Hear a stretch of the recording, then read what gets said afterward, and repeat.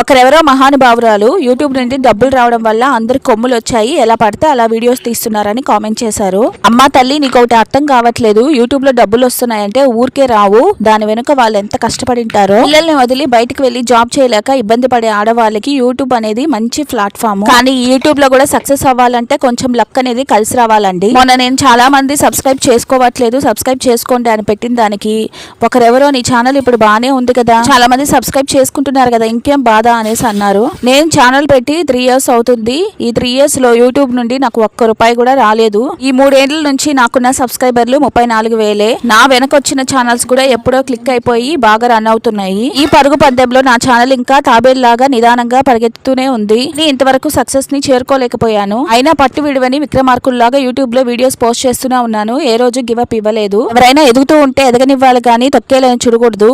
మీరేమంటారు? ఈ వీడియో నచ్చితే లైక్ చేయండి. Tata, by by.